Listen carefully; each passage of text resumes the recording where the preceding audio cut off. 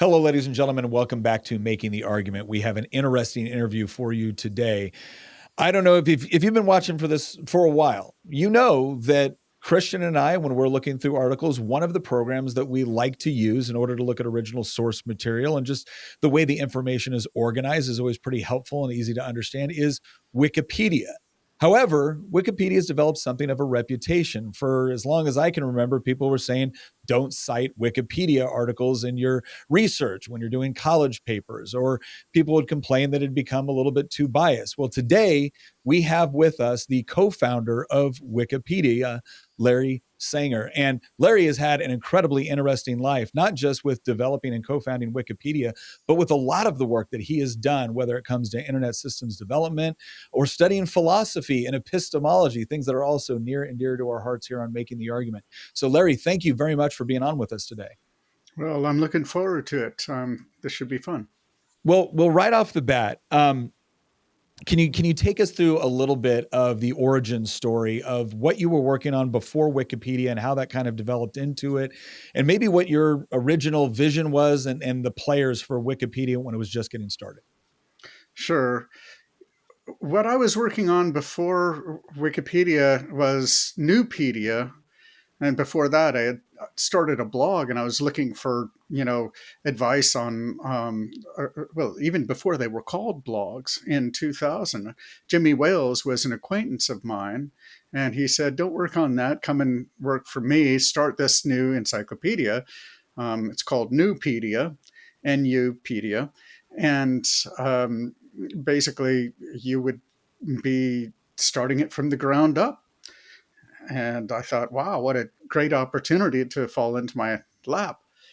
So I worked on Nupedia for a year, organized over 2,000 people, got several dozen like PhD professors and whatnot to manage it. But it was very slow going. And by just that fall, the fall of 2000, we had decided that the 7-step process that we'd worked out was just far too arduous for most people to go through. And so I was looking around for other tools to help get more people into the process. And then a friend of mine, January 2nd, 2001, told me about wikis, which had been around for the previous 6 years. So it wasn't, we didn't invent wikis or anything. It was off the shelf software. And so I proposed to Jimmy Wales, and just to make it clear here, Jimmy was the CEO of Bombus Inc., which was the parent company of Newpedia and Wikipedia, both the projects. But they had a lot of other things going on. And my job was to actually get the encyclopedias started. So he said, okay, sure, I'll install that. That's no problem, just to play around with. And the Newpedia staff didn't want to have anything to do with a wiki. It was far too freewheeling and didn't give academics who are used to having control over the whole product, it didn't give them that sort of control. And so we decided to launch it on its own domain name. I came up with the domain name Wikipedia, and started writing some of the basic ground rules and instructions and so forth. So, Well, so that's so this is I want to get into this because it's this whole concept of having kind of like a strict 7-step process that you got to follow, and then having something where you can actually expand the amount of people that are working on a project. Like I can see this kind of this struggle between maybe effectiveness and efficiency and trying to get all that out. But I've got to ask this question right out the gate though, because Wales coming up, and Wales, this recent interview where somebody asked him if he was the founder of Wikipedia and they described co-founder, and he kind of stormed out of the room. And I think a lot of us were watching that going, what's the big deal? Like this guy just asked, well, founder or co-founder? Because when you describe someone as a co-founder or they describe themselves as the founder, and you're looking up this and you're saying, well, pretty much every source out there, to include Wikipedia, calls you a co-founder. Why do you think he took such offense by that? Well, he's had trouble basically calling me co-founder since basically 2005, late 2004, when I came out as a critic of Wikipedia, Mm. essentially. And I'm not going to speculate on his motives or why he is still um, upset. Apparently, I think I think he felt that he was being disrespected, and I suppose Mm. I can understand that as far as it goes. You would have to ask him to tell the truth. No, that's fair, and I appreciate that. But I just wondered if there was anything, and I guess I guess I understand you guys worked on this. I mean, you'd been working on Newpedia, brought you over to Newpedia. You had developed kind of this new concept or direction that you wanted to go that becomes Wikipedia. And then, later on you guys separate and you have been an outspoken critic of it. So I guess I can understand the frustration there, but this kind of goes to the point of the truth of things. Right, Whether or not your co-founder later becomes a critic or leaves the project doesn't negate the fact that they were in fact a co-founder. right. Um, so so take us through this process here because I think this is something that we're seeing. I almost feel like what was going on in Wikipedia is kind of a microcosm of what we see with respect to journalism at large now that we have social media. Yeah, And it used to be that you had very, very few networks that kind of, the old days was you had like three that controlled the news, and then you had cable news come on, and that was kind of a revolution. And then you had social media where essentially anybody could get out there. And I think a lot of people at this point feel, especially after COVID, that this whole concept of the mainstream media not controlling the narrative anymore is a positive thing. But we've also seen that in social media, that doesn't mean that you're getting rigorous analysis with every report you see and every X post that goes out. So right. was that the crux of the problem that you guys had with Newpedia going into Wikipedia, is this idea of trying to balance good information with kind of enough of it, or different viewpoints? Like what was the main problem with that 7-step process that you felt was holding it up too much? Ladies and gentlemen, if you were wondering what to get people this Christmas season, go to goodranchers.com, because not only did they deliver you the best American raised beef, pork, poultry, and wild caught seafood, but now they can deliver it to your loved ones as well. That's right. Gift giving has never been easier. They don't need it. They don't need another tie. They don't need some sort of crappy trinket. No, what they need is the gift of a good meal. Plus, if you give someone you love really, really Good Ranchers beef, they might invite you to come over and eat it with them. So, win-win. Here's what you're going to do. You're going to go over to goodranchers.com. You're going to use my exclusive code Nick, because when you do that, you're not only going to get free meat, you're also going to get an extra $40 off. So maybe get yourself a little something for Christmas, and get somebody you love something they're going to love by going to goodranchers.com. Again, use my exclusive code Nick, right? They don't need more crap. They need an opportunity to be able to sit down with the people they love during the holiday season and share a good meal, and Good Ranchers makes that possible. Goodranchers.com, code Nick. Oh, the main problem was very simple. It was simply not efficient at all. Mm. There weren't very many people who actually wanted to take an article all the way through the process. It required much more time. Now, the end result was quite professional. It was really good, but after 1 year, I think we had something like uh, a few dozen Oh, wow. approved articles. So Yeah. it wasn't enough. Now, we um, hadn't really gotten serious and down to business actually writing articles until maybe just 6 months before that. I mean, there had been some people who had like started them earlier, but the actual process wasn't really launched until a little later. So, but even and by the time Wikipedia came out, people who were excited about working on an encyclopedia just immediately turned their attention to Mhm. Wikipedia, and it sort of suck the oxygen out of not just Nupedia, but out of a lot of other encyclopedia projects that were under development at the time. There was even one called H2G2, a sort of tongue-in-cheek Hitchhiker's Guide to the Mm. Galaxy, and that was actually put out by the BBC, and they eventually discontinued that because, well, it was not able to compete with Wikipedia. Well, it's fascinating how many people you have gotten to essentially volunteer their time to contribute for this. And it reminds me when I was working for I was working a company for a while back, and they had been researching, and they came up with this idea of what was the best way to incentivize people to work. And the traditional notion has always been, well, you pay them, right? Or you pay them bonuses, or you pay them, whatever it might be, bonuses for new ideas. Right. And what they found was is that if they gave their employees, it was something like 2 or 3 hours a day, 1 day a week to work on whatever they wanted in the company, Mm-hmm. that some of the best ideas, some of the best projects going forward just came out of allowing people that space to be able to work on something that they were truly passionate about. And I feel like Wikipedia captured. I mean, my co-host Christian Hines has written some of the articles on the Austro-Hungarian Navy. Why? Because he loves the topic, right? No payment needed. Yeah. Was that some of the idea behind this, as far as like galvanizing that passion for various topics? Yeah, definitely, for sure. Um, I don't really think about that too often. Usually, I think of it more in terms of um, narcissism. Like people, they really get a kick out of being the representative of what the world believes on a given topic.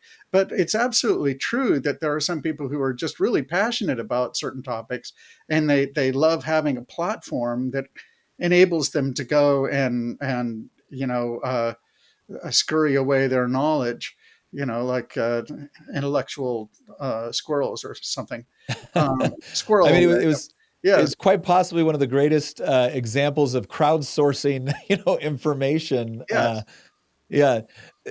So you move into, so you go from kind of like the strict academically rigorous process yeah, for getting articles written. It's just way too slow.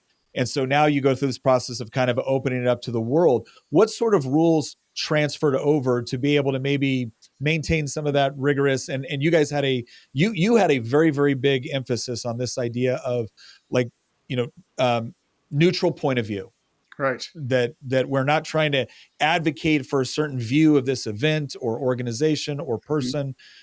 We're just trying to give you the facts. So, what was the process of trying to maintain some level of academic rigor while opening it up to a much larger group of contributors? Well, I'll tell you, in the beginning, we thought that Wikipedia would be just a content stream for Nupedia, and that Nupedia would serve as a content moderation platform. But people were not taking their articles from Wikipedia and putting them on Nupedia. Mm. And in fact, even as early as 2001, Jimmy Wales was saying, "Just forget about Wikipedia or about Nupedia." So he ultimately decided that Nupedia was going to die and should die and so forth. So, was Wikipedia initially just kind of like a collaborative workspace? It was initially, yeah. So Okay. initially, it was something just entirely experimental. In fact, it was going to be called the Nupedia Wiki.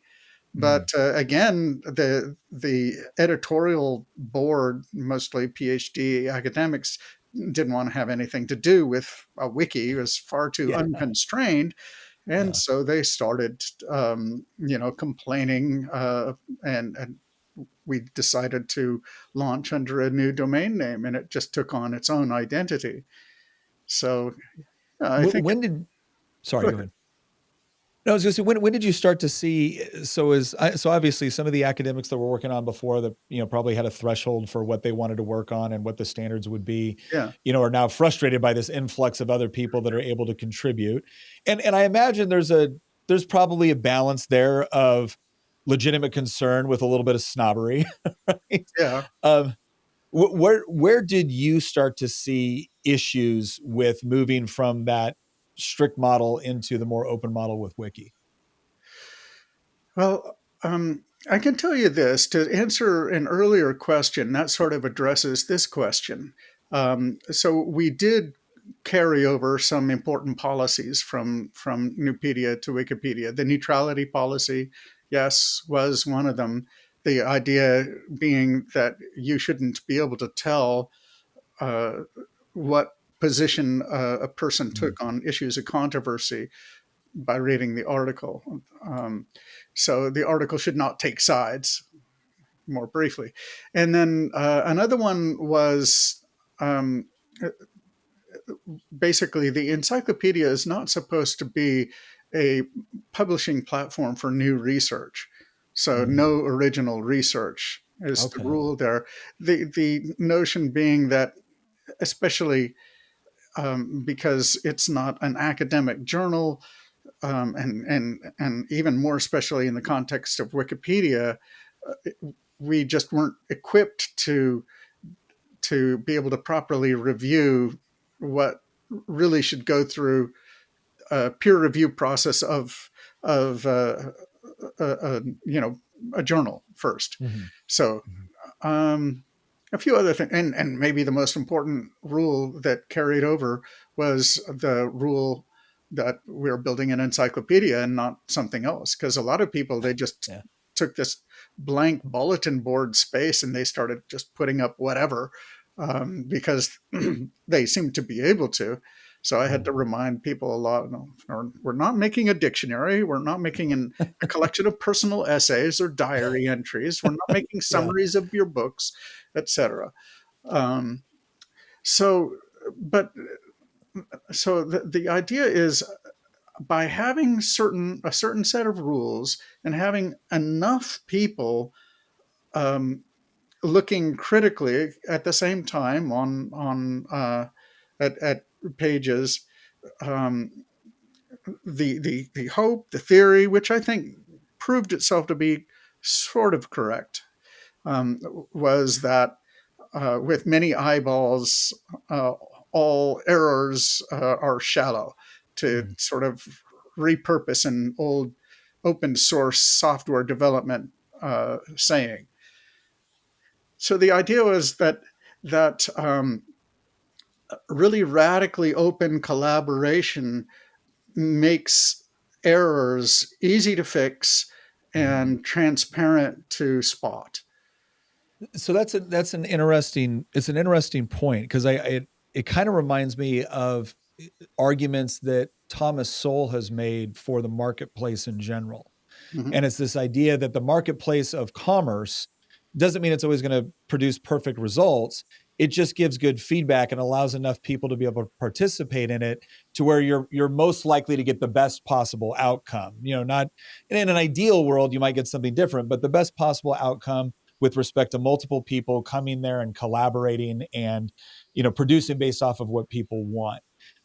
So it sounds like there's kind of like this similar idea of if we've got enough people that have access to this, that then look at it. If they've got a problem, there's a method for them to come in there and dispute things and offer different insight or different sources.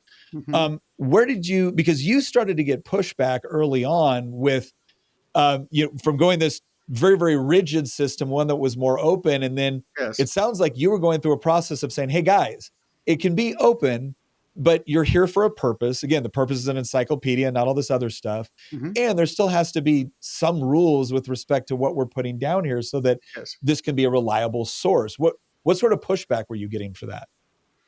Within the community that was building it, very little. I mean, people Mm. were excited, exhilarated, I would even say.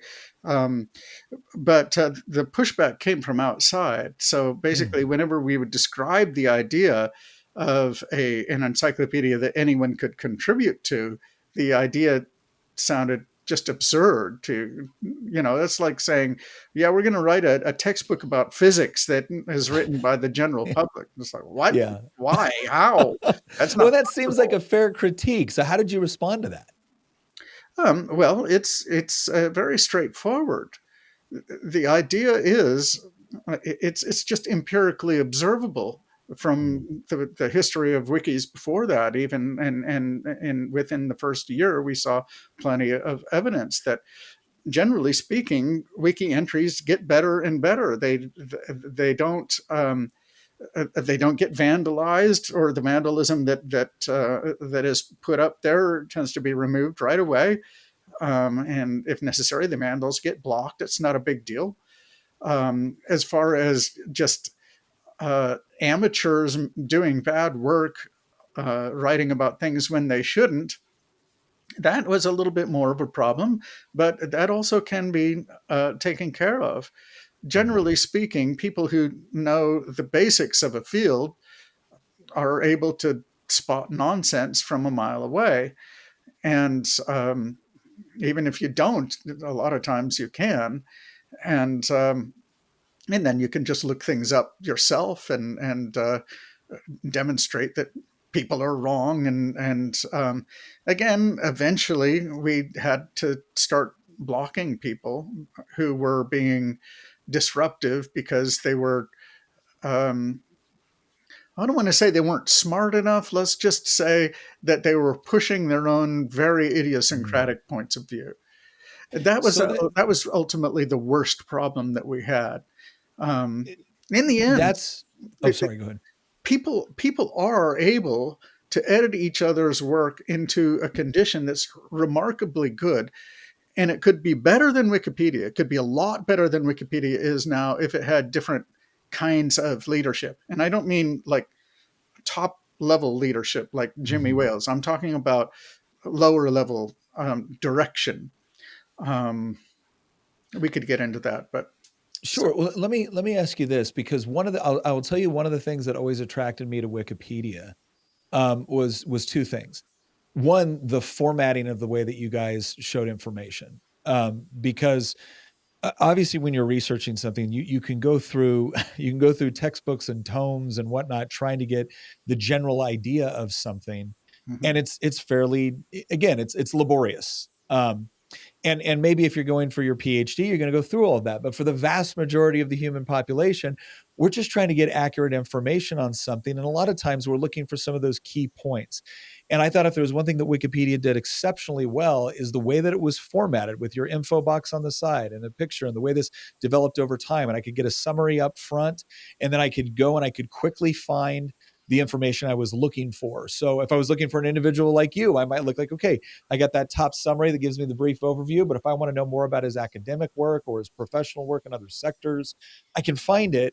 And then the other thing that I liked about it, and this was something that I used to push back on when people would say, don't use Wikipedia as a source. I would say, well, yeah, if you're looking at the overall article, you have to understand that, it, you know, there's a wide swath of people that could be contributing to that with varying degrees of academic expertise or knowledge or whatnot. But being able to click on something and go right to the source material that they used for the entry was incredibly valuable, Yeah. to be able to get right to the information I needed without reading that entire textbook, and then go down and then look at it, and it takes me right there. I've always think that's been hugely beneficial.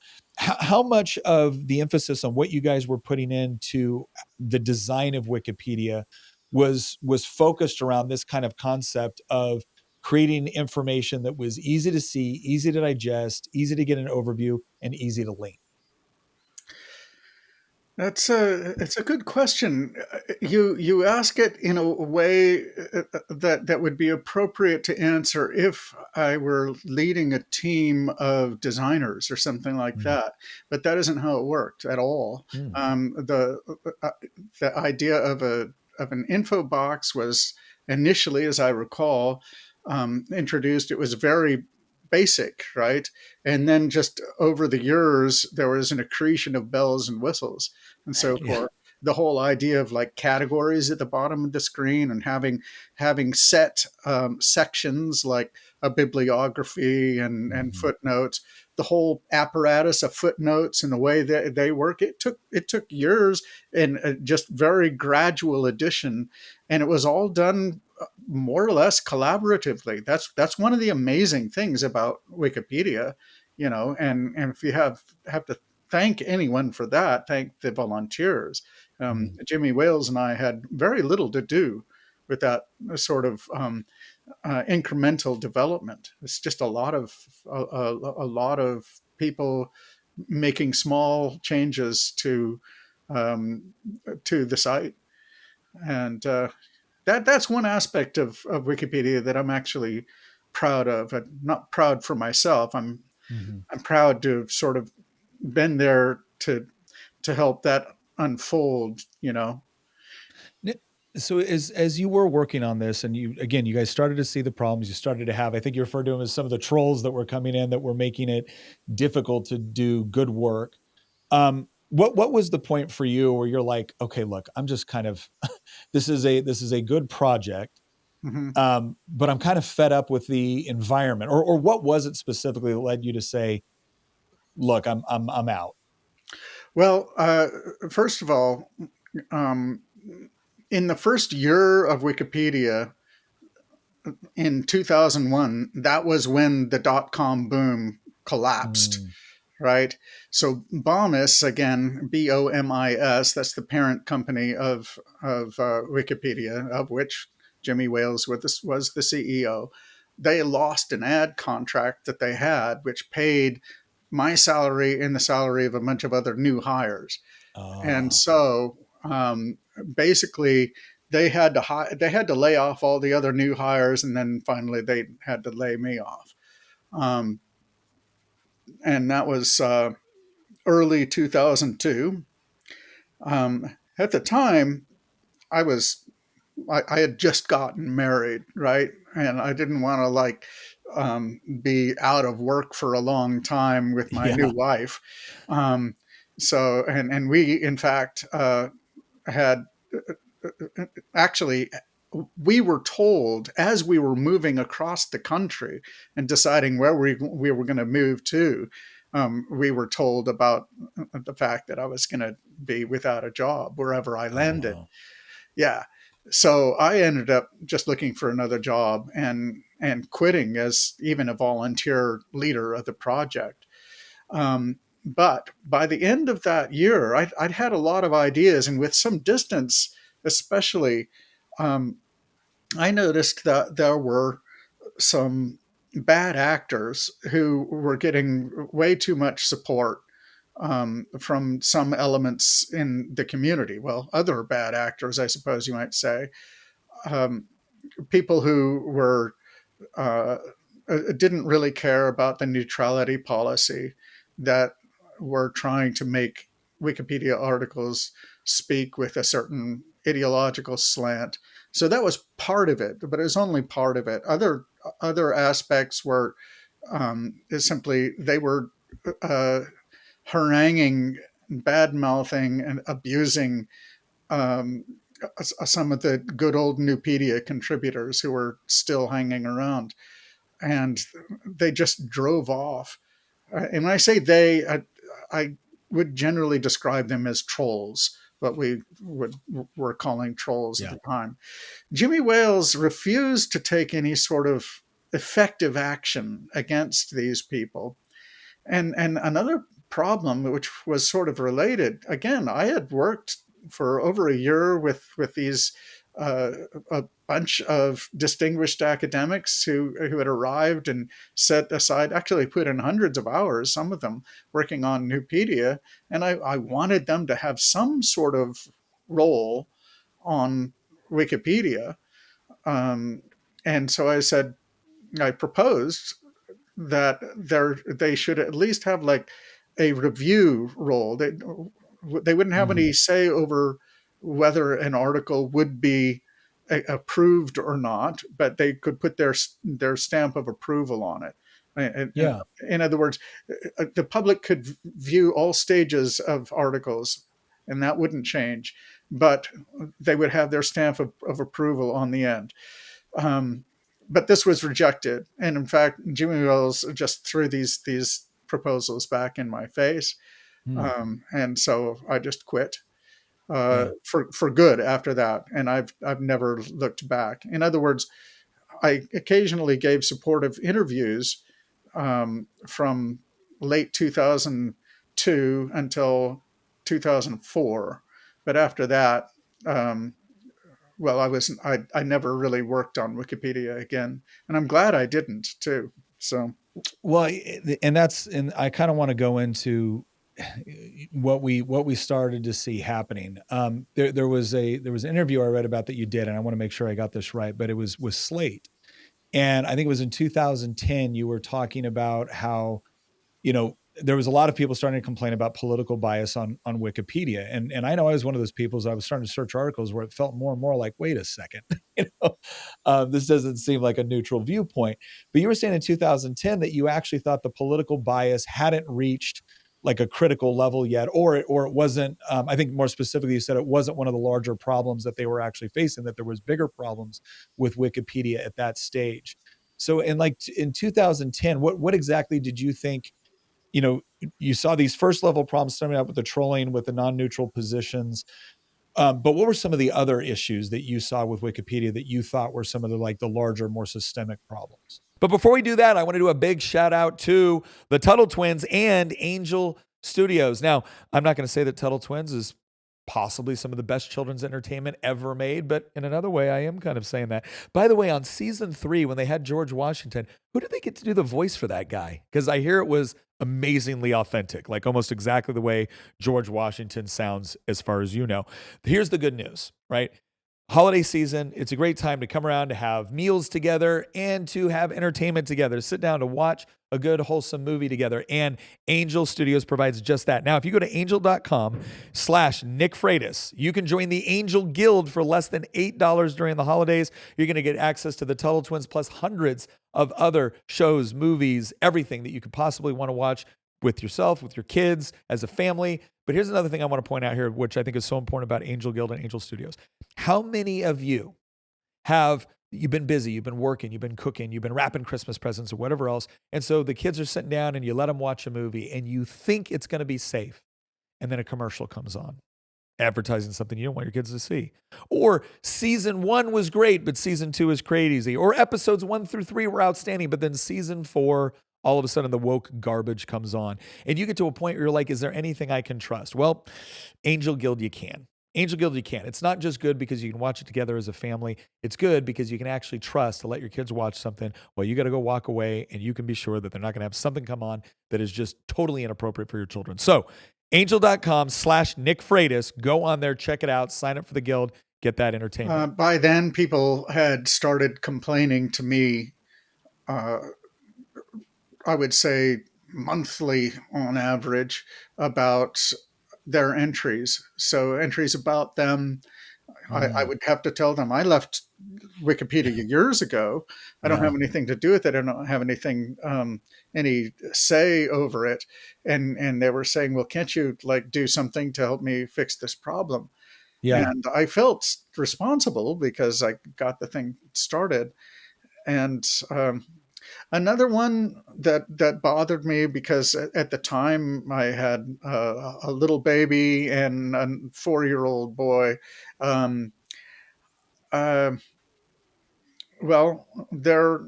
two related things. One is that I came across um, basically what I would describe as child pornography. Now Oh, wow. it was drawn, all right, but it was explicit pictures of child molestation. Um, and I looked it up, and not only did I see that it actually is against federal law, the law that I was reading reported me to, or rather required me to report it to the FBI. And in fact, this is after I had um,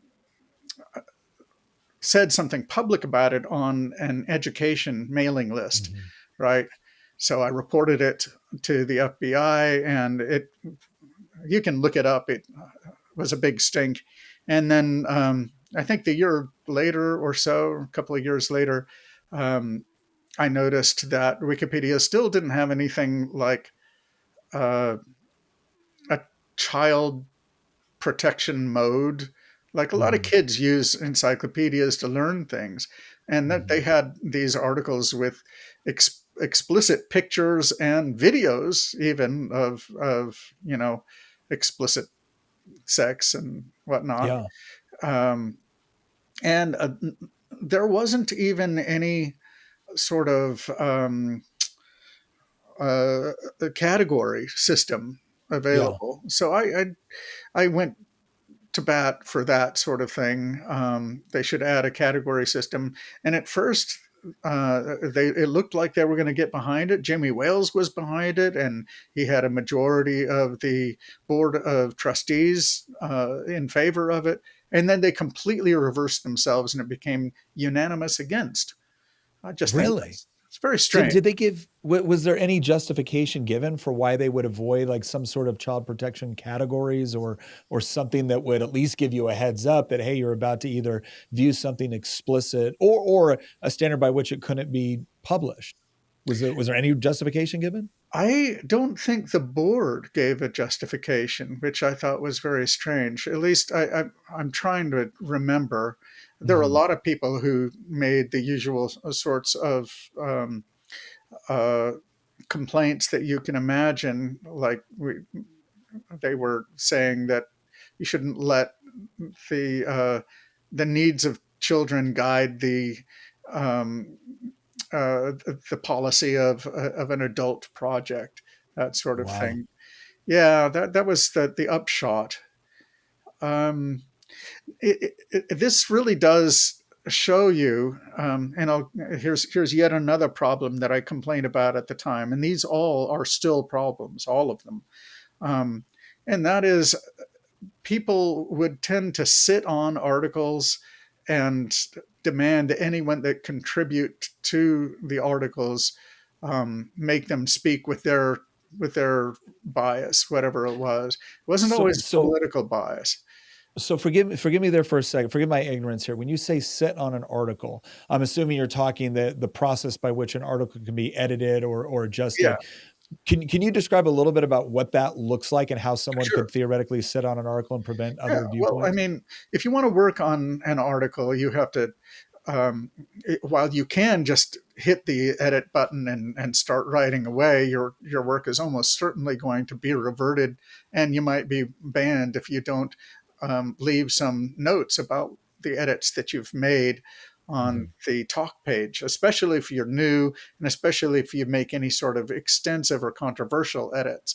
Mm. And so what would happen is just, and this has happened over and over again, increasingly over the years, where it wasn't necessarily just one person, but a small group of people would essentially hold court on the talk page of a Mm. given article.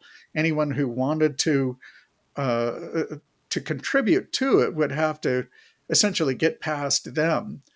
And they, some of these people seem to have uh, infinite amounts of time. They would just go back and forth Yeah. and debate about these things for days and days.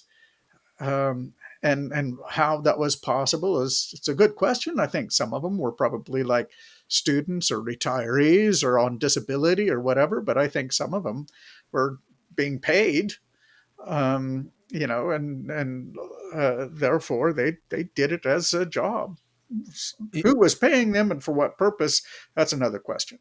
well, you would say I think you had said in one interview that you had been concerned that this was because of the way that the process was set up, and because again most people are voluntary contributors. It's not like Wikipedia is paying millions of people to do this research and post it.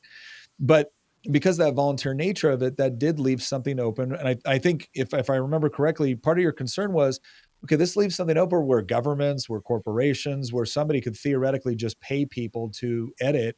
And again, if there's a process whereby a certain group of people can kind of control the knowledge on a particular subject, Mhm. then yeah, if you've got paid people controlling that process, competing with volunteers who are trying to get good information in, but not from the right perspective, they could essentially hold up the whole process. Is that an accurate description or concern? Yes. Well, they can hold up the process. That's one way of looking at it. They can essentially control the process. Mm, Um, so yes, it is a huge problem that there are bad faith players involved very clearly, who are probably working on the thing full time. Maybe they have a couple of different accounts, um, and and they can support each other. You can't tell. So these are mm, called sock puppets in uh, the Wikipedia land.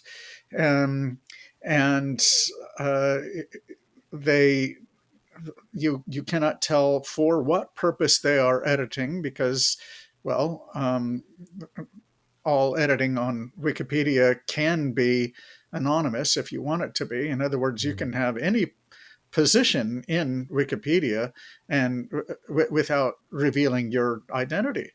You can be the most, powerful person on the platform and be entirely anonymous. In fact, 60 of the 62 most powerful positions on Wikipedia, at least on paper, according to their rights in the system, um, 85% are anonymous by my count. wow.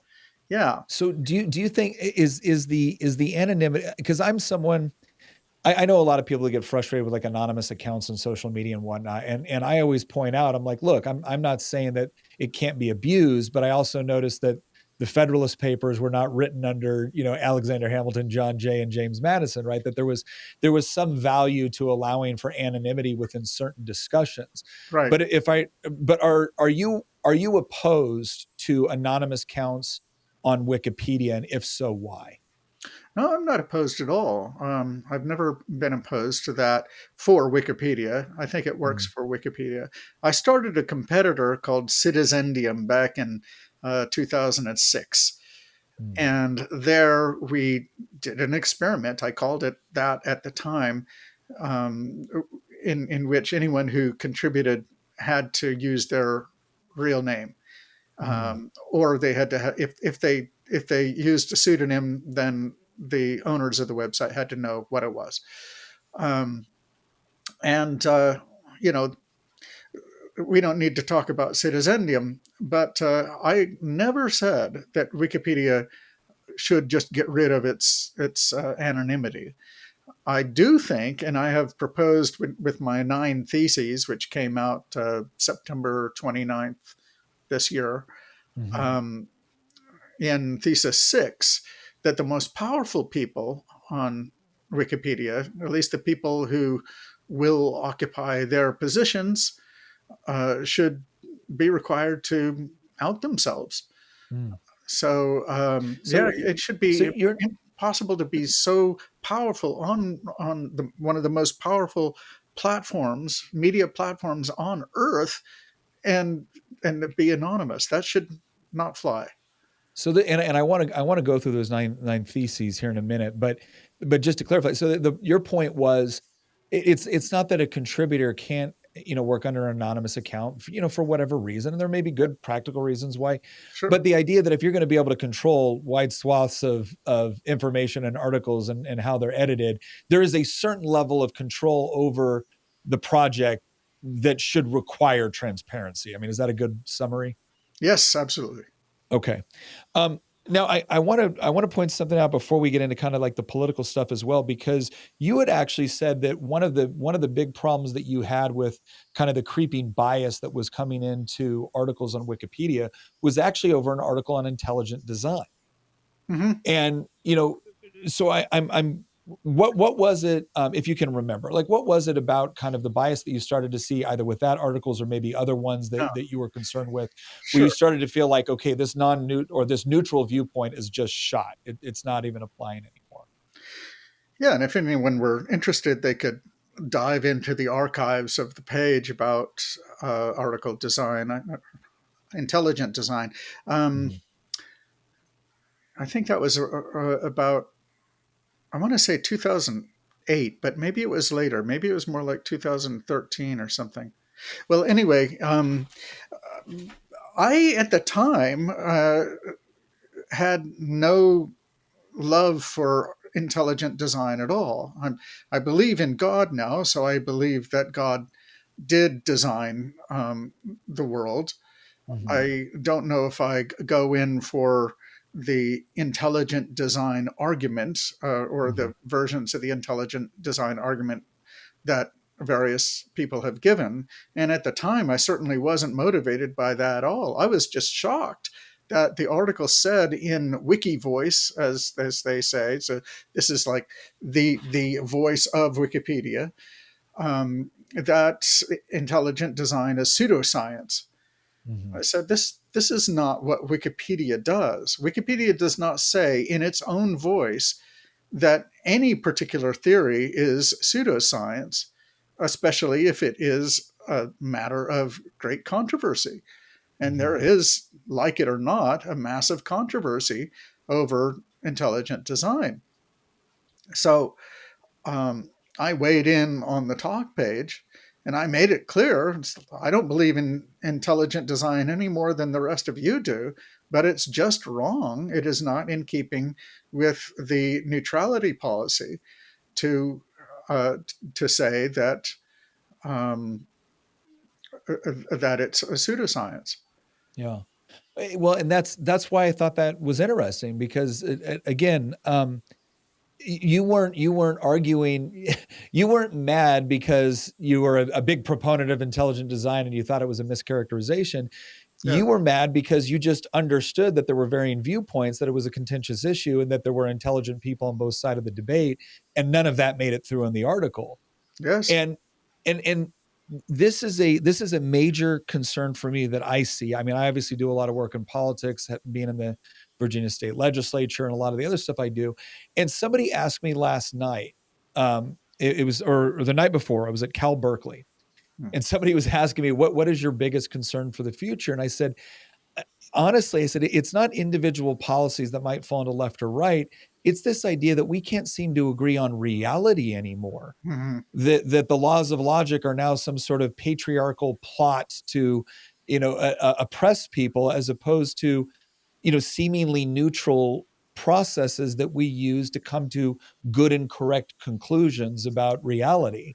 Right. um and that's kind of going to lead me into my next question, Okay. because again, you were able to advocate for something that at least at the time you didn't believe in, but you wanted fairness with respect to how we analyze something. Yes.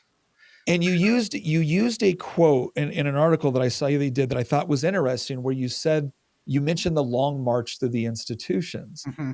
And we've talked a lot on this podcast about Antonio Gramsci, about um, Yuri Bezmenov, and about this idea that there has been a concerted strategy. A lot of it, some of it had been state directed during the clash between the Soviet Union and the United States, and wanting to influence each other's policies and politics and populations. Mm-hmm. But some of it also was this kind of theory that the way that the left would essentially bring elements of Marxist ideology to the West had to change with the way that Marx had envisioned it. Karl Marx had thought, the internal contradictions of capitalism are going to take over. The workers are going to rise up, seize the means of production, and there you go. And Gramsci was sitting here going, yeah, but that didn't happen the way Marx thought it would. It wasn't happening as late stage capitalism. If anything, it was happening in quasi feudal Russia. And so, if we really want to take over, in the West or in capitalist countries, we have to set up. We either have to infiltrate currently culturally shaping institutions, or we have to set up our own in order to create this culture that people will adopt in order to reject, capitalism or classical liberalism, or whatever you want to call it. Mm-hmm. And so when I saw you make that comment in reference to Wikipedia, I was like, oh, okay, do you believe that there has been a concerted effort by certain actors or whatnot to essentially control Wikipedia because it is a culturally shaping institution or program? Like, do you think that's been going on?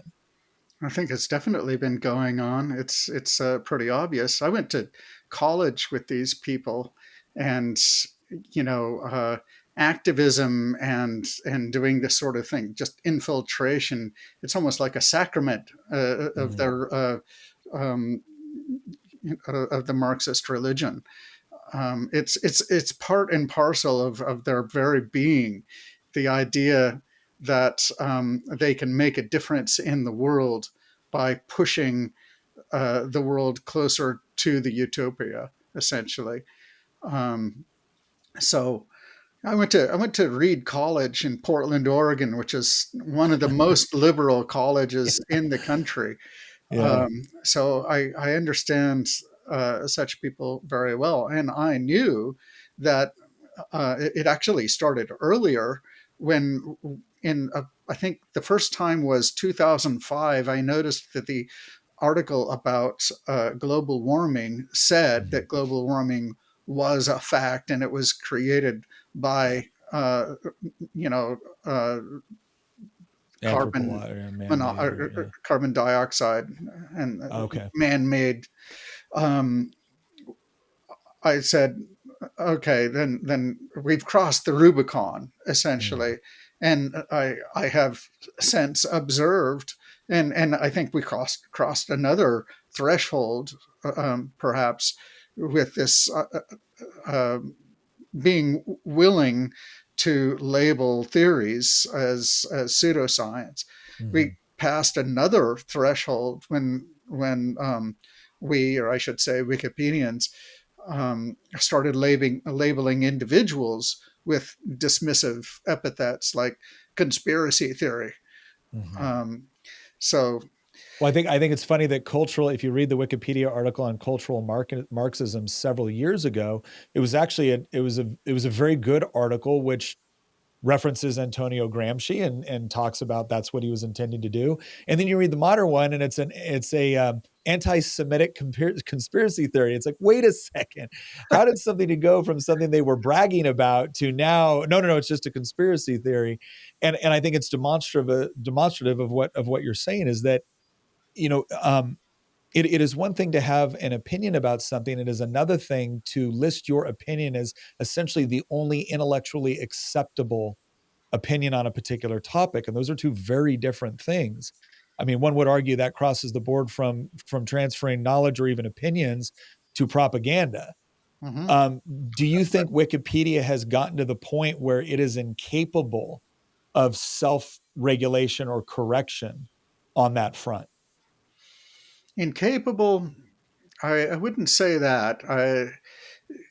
I mean, I can imagine a lot of things, and I can imagine some events that might cause Wikipedia to turn back around and begin to enforce its original neutrality policy much more strictly. But it would probably require something like a war, like Yeah. a hot war, or maybe dropping an atomic bomb on some city, which just changes everyone's perspective, or maybe a depression. Who knows what it would be?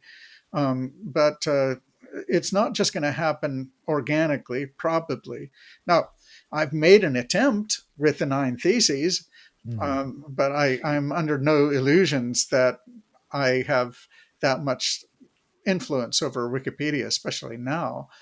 But we'll Can we briefly go over those nine theses and because this was kind of your attempt to say, look, these are the things that we could do to bring Wikipedia back in line with kind of the original concepts and make it a robust and trustworthy source. I mean, right. can we just kind of go through those real quick? Sure. Now, it depends on how quickly you want to go through. I could go. What I think would be a good idea would be to go through them in like about a minute, Okay, and I'll just like read the headlines and maybe make a very few comments, and then if you want to come perfect. back over, go back over any of these, then let me know. So, number one, and by the way, I released these a month before the anniversary of Martin Luther's 95 Theses. So this is a nod to the nine theses. I digitally tacked the nine theses to the door of Wikipedia by putting them on my user page. So here we go. Love it.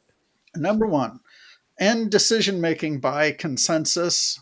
Wikipedia blesses the decisions made by very biased people as the consensus, and that is just offensive to me and reflects an institutional fiction Mm, which should be gotten rid of. So just stop calling it that. Number two, enable competing articles. So now, if you want to work on Wikipedia on any topic, you have to work within the constraints of the given article that is there.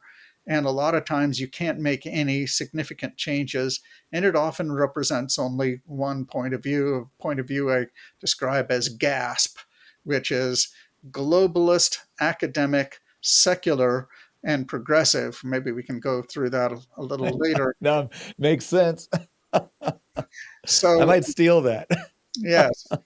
So, all I'm saying here is that Wikipedia should enable people to propose competing articles, and not just have one article per topic.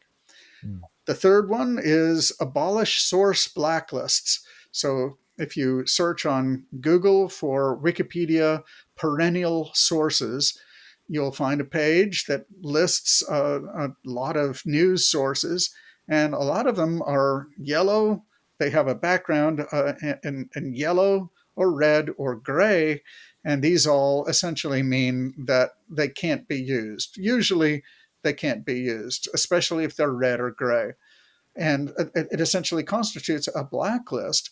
Now, a lot of those sources are conservative sources. In Mm. fact, all except maybe, let's see, the Wall Street Journal and perhaps National Review, that might be yellow now, and the Telegraph. Those are like the only things Really? that are called conservative that are permitted in Wikipedia. And I'm saying get rid of that blacklist. Allow people to use these sources again, but of course, if necessary, if people have objections to particular claims made in these sources, then you attribute the claims to the source. That's Mhm. reasonable. Okay, number four is revive the original neutrality policy. So, right now, Wikipedia is clearly biased in a lot of different ways. We've already given some examples. All I'm saying is Wikipedia, the rank and file, and the Wikimedia Foundation should officially acknowledge that it has abandoned its original neutrality Mm. policy and explicitly endorse the original neutrality policy again. Now, if they don't, they should just abandon the neutrality policy and say, yes, we actually now take a GASP point of view. Mhm. Number five, repeal, ignore all rules. So there is a rule, so called, which simply says if Wikipedia rules make you nervous and not desirous of contributing to the wiki, then just ignore them and go about your business. And so it was very tongue in cheek, of course. Yeah. And I made that rule in the first few weeks of the project just to encourage the early adopters and get them to feel comfortable about getting involved. And it has definitely outlived its usefulness. Now it's Mm. used by insiders to lord it over the new people. So it's exactly inverted.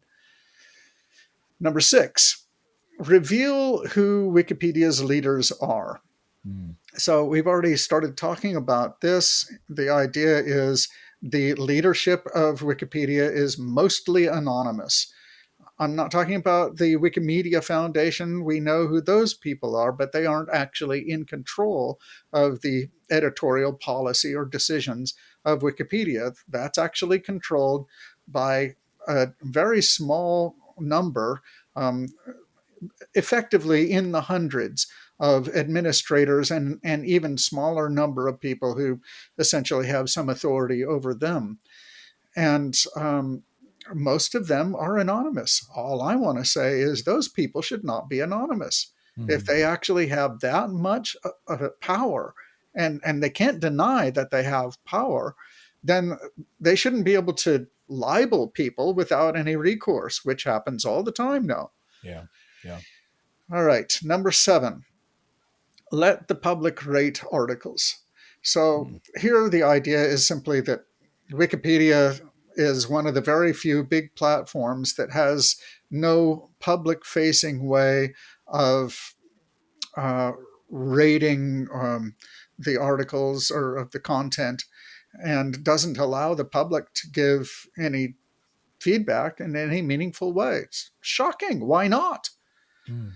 So they should start doing that. Number 8, end indefinite blocking. So Wikipedia administrators are often bullies. Not all of them, but some of them. And they will block people at the drop of a hat. And if you are creating too much of a nuisance of yourself, or um, the pushers of a certain bias, then you will be removed from the project. Essentially, you have to hide your ideology reasonably well, or you will be canned. Hmm. And That's if and some, you're more conservative or religious or. or religious, yes. Mm. Yes, there are people who complain about this actually for trivial reasons as well. Mm. They're just bullies. All right. And then finally, number 9, adopt a legislative process. Wikipedia has nothing like an editorial assembly. It doesn't have an editor in chief. It doesn't have anyone that is officially in charge. There is a an arbitration committee, which has been called a Supreme Court, but they deliberately avoid making any sort of rulings about content issues, editorial Mm. issues. It's Mm. only supposed to be about behavior.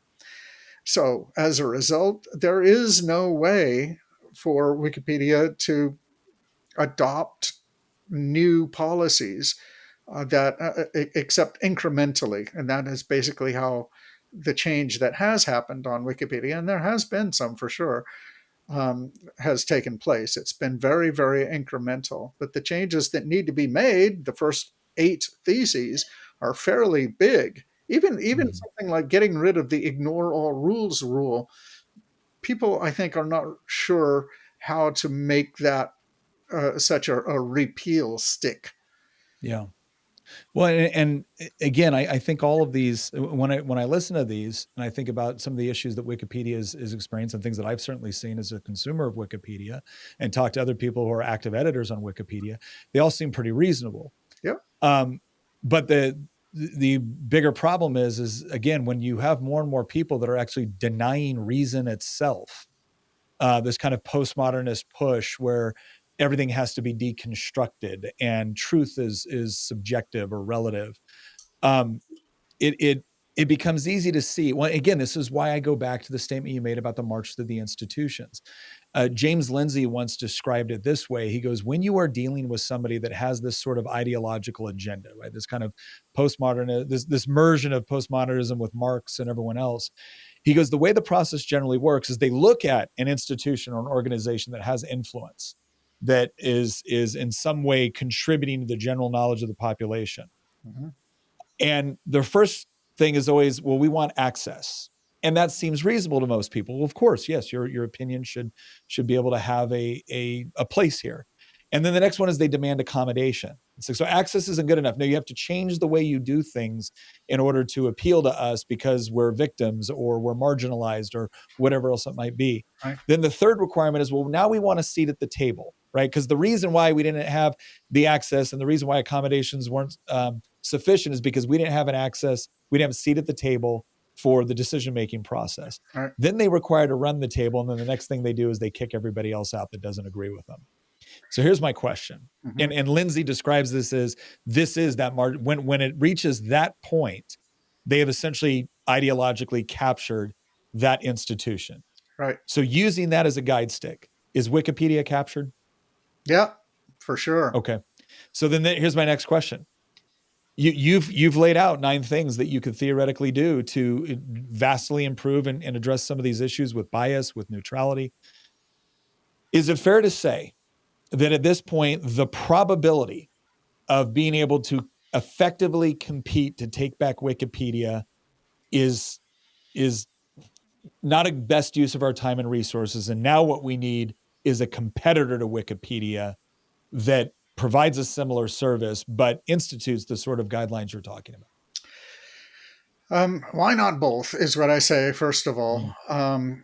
Second of all, I actually have tried to make competitors in the past. Now, I wasn't very well funded, because whenever I did this, I tried to make them to, nonprofit, and there Mm-hmm. isn't a lot of money and therefore a lot of support.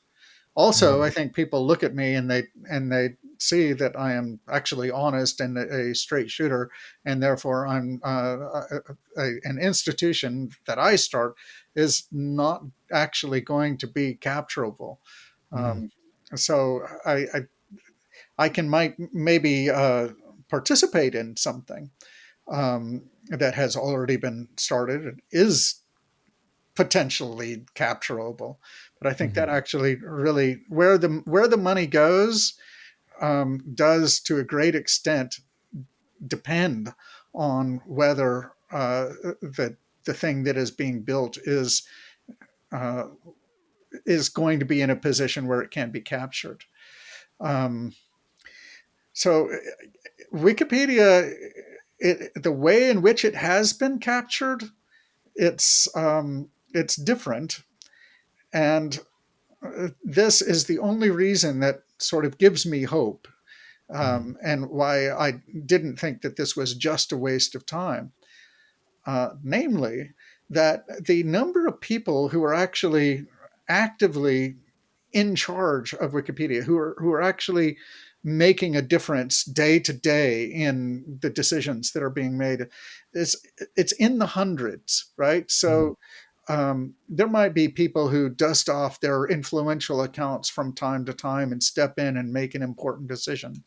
Um, they might be able to circle the wagons and there would be more. But the point is, it wouldn't actually take very many people who are left out in the cold by Wikipedia to descend on Wikipedia and make a huge difference. Like, I'm not saying that people should do this, but if everyone were to descend on a certain topic, I'm not even going to name a topic because I will be Yeah. accused of doing something called meat puppetry on Wikipedia. Um, so, like organizing people off Wiki, and so just call it XYZ. I say you should all go to the article on XYZ, and we'll fix it up. We'll get it back into good shape. And as long as they were actually working independently, and this whole effort could not be traced to some open forum and so forth, it's entirely possible that that article could be fixed. Mm. And I have heard of this happening in the past, right? So I know it's possible.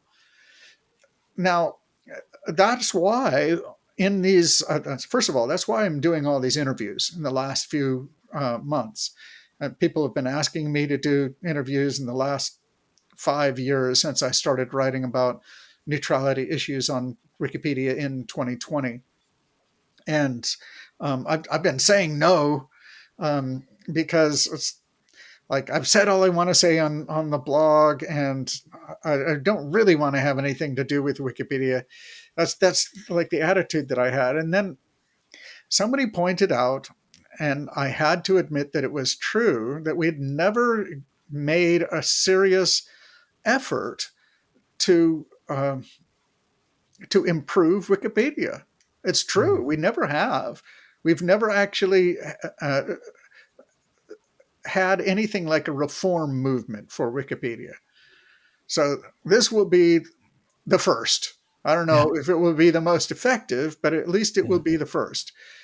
Um, and I think if somehow or other, one way or another, we were to be able to organize like 1,000 conservatives to descend on Wikipedia, I'm not saying it should be 1,000 conservatives. In fact, we actually need people who are left out in the cold by Wikipedia and who are not just American conservatives. Mm-hmm. But Hindus have been complaining about this. Israelis have been complaining about it since October 7th. Um, and others, people from Montenegro, Yeah. of all places. Yes. Yeah. So, uh, anyway, but the point is, if we were to like organize that number of people all to descend on Wikipedia and and do it as like a part-time job or a serious hobby, we could make a real difference, like a really Yeah. big difference. But yeah, and that is essentially what the left did. That's how they took over the institutions. And if you think about this, it's sad to think about, but it's true, right? They did not take that many people to do what they did. I can tell Yeah. you, like back in 2001, 2002, when I saw them coming in from the places they came in from, um, it was it was disheartening, how somehow they just managed to get all of this pull in the community. But it's clear, they were committed. They were Hmm. probably organized behind the scenes. There were some that were the good guys and some that were bad guys, and they like played roles and they sort of worked together. I'm not saying that this is the right, that this is like morally upright or anything. That's what they do after all. But Hmm. if one wanted to take it back, you'd have to do the same thing. That's what they Yeah. did. No, it's an interesting concept. Well, again, Mr. Sanger, thank you very much for giving your time and sharing kind of your expertise and your internal knowledge of this organization and this program, which has been very, very influential on the public. And I think, and the other thing I really appreciate, because one of the things we try to do on the show is not just give people analysis, but actually give them something they can actually do about it. And it Yeah. sounds like there is something that you can actually do about it. And one of those things is, if you think Wikipedia is something that should be saved, well, then now you've got something that you can do. You can work with your college. Maybe you're a part of a college group and you have a growing concern about this, and you've got a lot of people that love to research and analyze and contribute. This might be a great project for you guys to all work on. Just pick an article and go at it and see what you can do in order to increase again, the intellectual rigor of that article, not to take it over and try to, pervert it in a different direction, but rather just be able to provide that sort of perspective. Mhm. Mr. Singer's giving you an opportunity to do this. This might be a great project for a class, for a group. Maybe there's a college Republican group out there. Maybe there's a YAF chapter. Maybe there's a TPUSA. Again, the goal is not to go over there and take it over and exchange one bias for another, but to be able to add perspective, to be able to give a clearer perspective on this, so Yeah. that when people read this article, they can see it coming from other sides. Now, that's to reform it. However, there are other options. And one of those other options is to set up a competing group. And you've done that as well. Can you tell us, can you give a quick plug for the Citizendium? Did I pronounce that correct? Citizendium, yes. Well, Yeah. I can give you a quick plug for them. Sure, I'm no longer with them, Or anything you think I might be actually a sure, worthwhile sure. project. But nevertheless, I gave away Citizendium, the intellectual property, to a very, very nice person who's um, responsible college teacher, um, and I think they're doing a really good job with it. Um, and the quality of the content on Citizendium is decent. Um, Another one that people can try is Justipedia, Hmm. and that's more recently created and probably going somewhere. So I think it's worth your time looking at. Um, and maybe a good strategy would be to begin making your changes on Justipedia and then try to transfer them over to Hmm. Wikipedia, because they are essentially editing Wikipedia articles there, at least in part, as part of what they do. Um, I myself started the Knowledge Standards Foundation in 2019. We incorporated in 2020. We were funded for several years by FUTO, the Texas based um, group. And uh, what we do is collect all the encyclopedias in the world that we can. So we're up to over 60, and make them available publicly according to a common data standard. So that's what we're talking about when we talk about knowledge standards. Mhm. And so it basically, the idea is the set of all encyclopedias is greater than the largest one in the Mm. set, Wikipedia, Yeah. Yeah. right? Um, and the, it's not my project, that's for sure, but Grokpedia exists now, Yeah. right? And it, I think, has a lot more legs ultimately than the others, potentially at least. Although I will tell you this, we do intend to put all of the Grokpedia articles in the encyclosphere, which is the project that the Knowledge Standards Foundation set up. Um, That's great. yeah. Where can people find you on social media? On social media, I am L Sanger on X. I'm not really on anything else. You can find blog posts on larrysanger.org. And my videos I always put up first on BitChute, where I am actually an advisor. So, Okay.